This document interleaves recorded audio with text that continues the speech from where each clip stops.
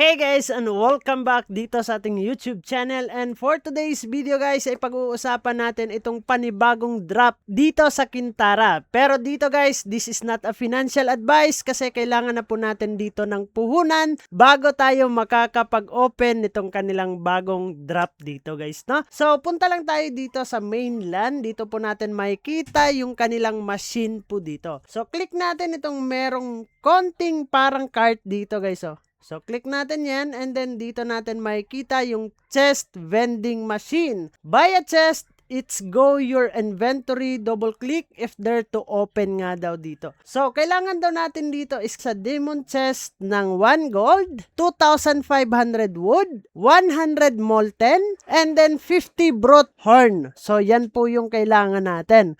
So, yung gold, nabibili naman yan dito sa marketplace or nakukuha natin dito sa merchant also. So, yung wood, pwede naman kayong bumili sa market at pwede kayong mag-cut kayo ng wood po dito guys, no? And then yung molten, kailangan makapag level 25 bago ka makakapagpamingwit nung molten. So, pwede nyo lang mabili dito sa kanilang marketplace. So, sa Brothorn guys, same lang din sa molten. Doon lang din natin yan nakukuha sa mobs, sa lava map or sa Emberstone. So, dito naman tayo sa Angel chest guys, kailangan daw natin ng 1 gold, 2,500 wood, 2,000 stone. So, pwede nating makuha yan kahit saan dito sa mapa. Ang mahirap lang guys, itong 1,000 metal. Kailangan na muna natin maka-reach sa level 20 bago tayo makakapagmina nung metal po dito. So, ganun lang guys, no? And then, yung items dito sa demon chest. So, makikita natin.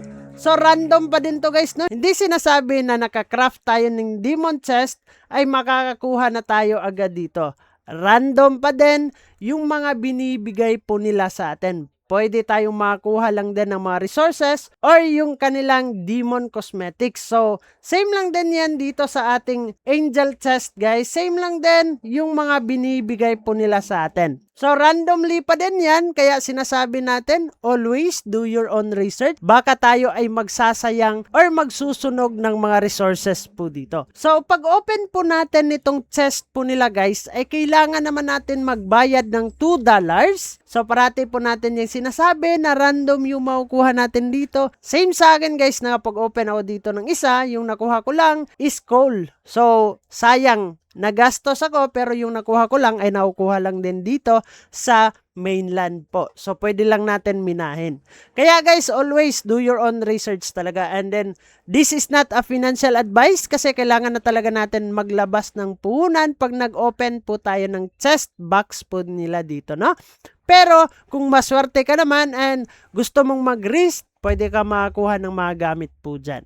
So, yun lang naman yung ating panibagong update patungkol dito sa Kintara kung paano tayo makakakuha ng panibago po nilang drop po dito, ang Demon at Angel Cosmetics dito sa Kintara guys. So, bago natin tatapusin ang video nito, kung bago ka lang dito sa ating YouTube channel, ay huwag kalimutang mag-click subscribe and click the notification bell para ma-update at ma-aware ka sa mga panibago nating i-upload na video. So, dyan naman na kayo guys. Kita-kits soon in the next video.